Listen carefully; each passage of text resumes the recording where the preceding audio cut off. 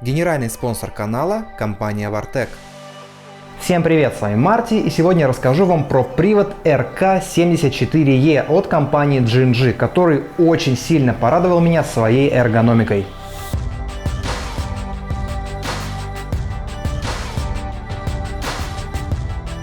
Я люблю калаши. Я очень люблю калаши. Большую часть времени, что я играю в страйкбол, я играл именно с приводами АК серии. Сначала это был классический АК-74 от фирмы Цima, затем АКМ от фирмы Цima, затем я купил АКМ от фирмы E&L, а затем мне надоела вся эта калашовская классика, и я решил купить более современный калаш АК-104 в современном обвесе. Но вскоре и он мне надоел, потому что он, очень тяжелый. И это главная проблема практически всех калашей, всех приводов АК серии. Они даже тяжелее, чем боевой АК. Поэтому несколько месяцев назад я продал свой последний калаш и решил поиграть с приводом М-серии. Обзор на него я делал весной, можете посмотреть на моем канале.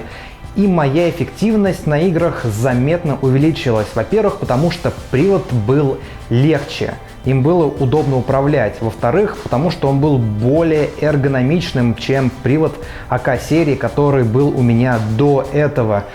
Телескопический приклад, удобное цевье, быстрая перезарядка. Как вы знаете, у М-серии, конечно, перезарядка намного удобнее, чем АК. Но мне все равно хотелось играть с приводом АК серии, и я искал привод, который будет, с одной стороны, приводом АК серии, а с другой стороны, таким же удобным, как и мой привод М серии. И я его нашел. Конкретно эта модель мне очень понравилась с тех пор, как я взял ее в первый раз в руки. Но до этого, когда видел ее только на картинках или в обзорах, особого энтузиазма у меня этот привод не вызывал. Потому что я считаю, как и большинство любителей АК-серии, что калаш должен быть калашом. Все-таки это не реплика не российского АК, а все-таки американского. То есть те, которые выпускаются не только в Америке, но и в Европе, в других странах, уже тюнингованные, сделанные конкретно для удобства использования. Что мне в нем понравилось? В первую очередь он, конечно, легкий. Весит он менее 3 килограмм. Это чуть больше, чем привод линейки Wild Hog 12. У меня точно такой же привод, только с другим пламегасителем. У меня Wild Hog 13,5, а это Wild Hog 12. Он весит 2 килограмма 700 грамм. АК весит чуть менее 3 килограмм. Это на полкилограмма легче, чем похожие привода АК-105 в тактическом обвесе от LCT или E&L. Во-вторых, на мой взгляд, это самый удобный привод АК-серии из тех, что я когда-либо держал в руках. В чем это удобство и практичность заключается? Во-первых, телескопический приклад, такой же, как на новых приводах М-серии от компании G&G. С удобной регулировкой, фиксацией, отсеком под батарейки, если нужно. Мелочи, но приятно. Далее, очень удобна рукоятка. Мне, в принципе, рукоятки на М-серии не очень нравятся, особенно если это стандартные классические рукоятки. У них слишком большой угол, и мне держать такую рукоятку неудобно. Эргономичные, современные, еще куда ни шло, но все равно не так удобно. Я как-то привык к рукояткам АК, и они мне нравятся, причем даже базовые, обыкновенные, стандартные рукоятки. Но тут рукоятка особенно удобная, она действительно имеет очень удобный угол. Здесь нет лишних ребер под пальцы, поэтому пальцы я не натираю. И мне действительно такая рукоятка очень удобная. Самая удобная рукоятка для оружия, привода, которую я держал в руках.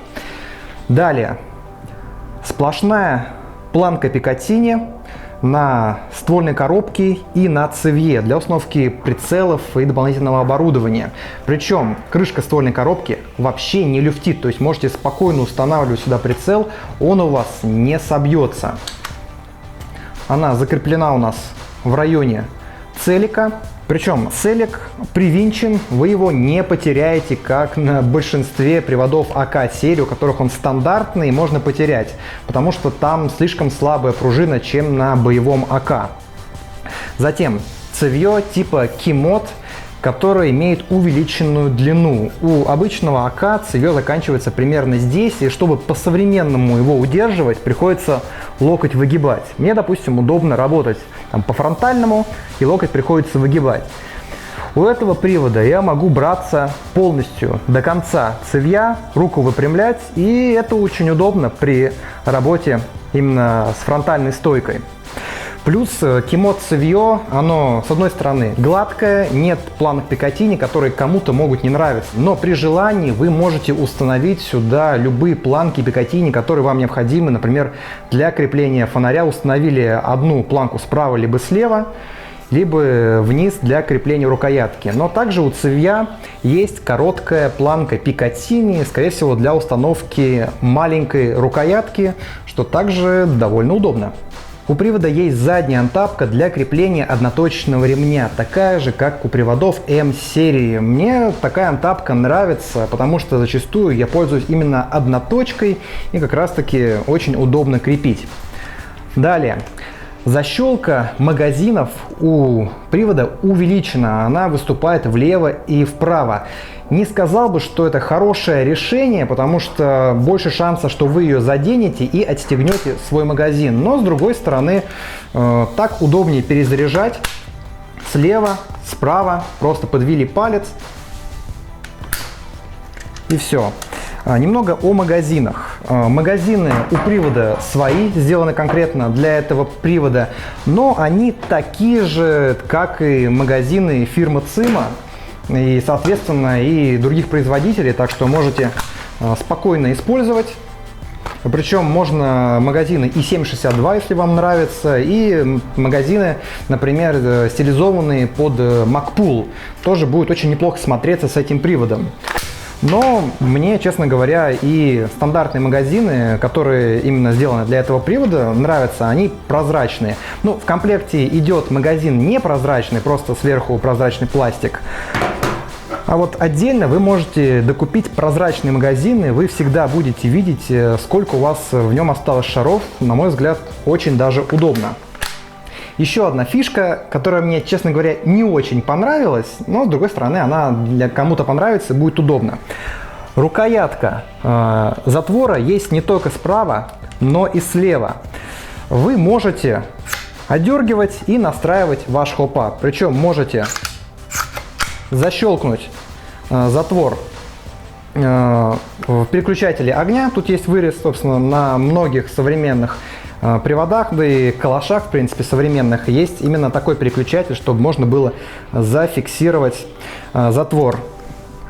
Он у вас зафиксирован, можете регулировать хоп-ап, очень удобно.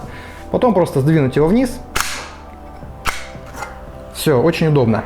Чем не нравится? Тем, что рукоятка может просто цепляться за ваше снаряжение.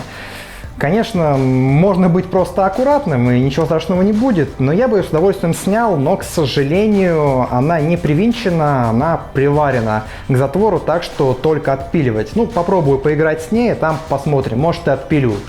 Батарея расположена в цевье, чтобы получить к ней доступ, отвинчивайте эту деталь.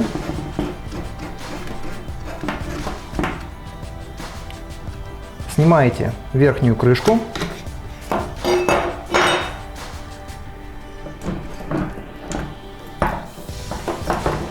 Тут располагается аккумулятор типа нунчаки или 3 лепестка емкостью 1100 мАч. У меня тут еще находится переходник с коннектора мини на Т, потому что у меня такой аккумулятор. Думаю, что без этого переходника можно разместить аккумулятор и больше емкости.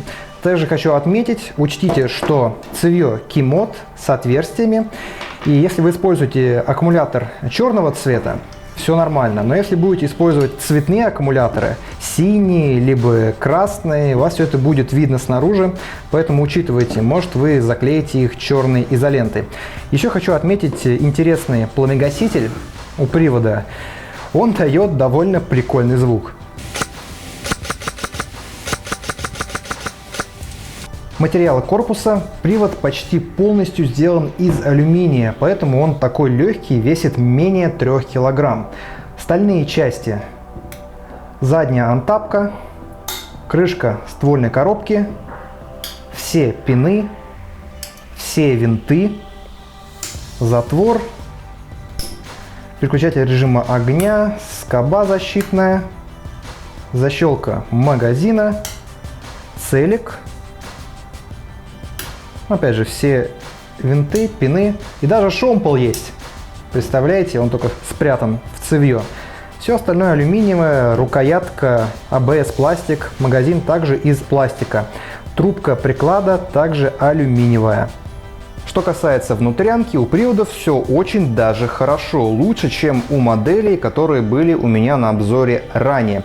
Камера хоп-апа металлическая, магазиноприемник закрыт пластиком, поэтому можете не бояться, магазин не провалится вовнутрь во время перезарядки.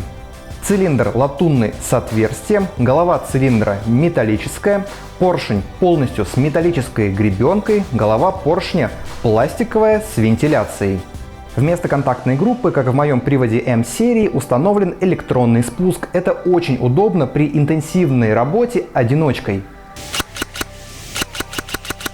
Поскольку в базе привод выдает около 150 метров в секунду, что против правил в моем городе, мы поставили более слабую пружину SP110, и он стал выдавать 125 метров в секунду. Мне этого более чем достаточно. Также на всякий случай поменяли нозл, в базе он пластиковый, заменили на алюминиевый и еще заменили резинку хоп-апа, поставили фиолетовую Prometheus, потому что я всегда ставлю эту резинку на все свои новые привода.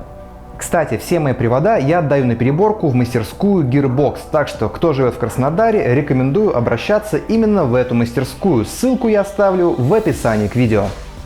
Еще немного информации касаемо магазинов от G&G.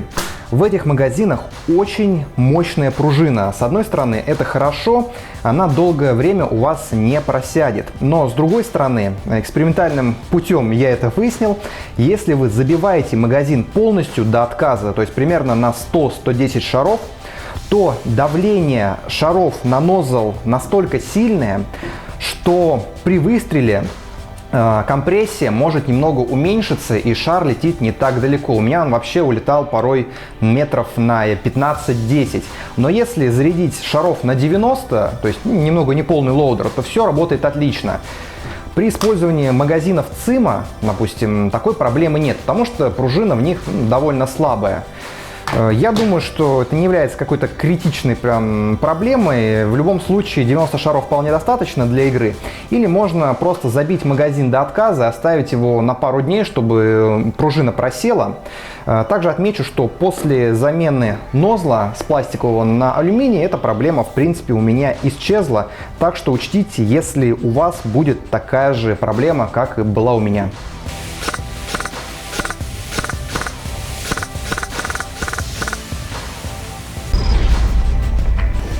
Друзья, спасибо за просмотр, поддержите меня лайком, подписывайтесь на канал, на мои социальные сети, все ссылки будут в описании к видео, используйте удобные пушки.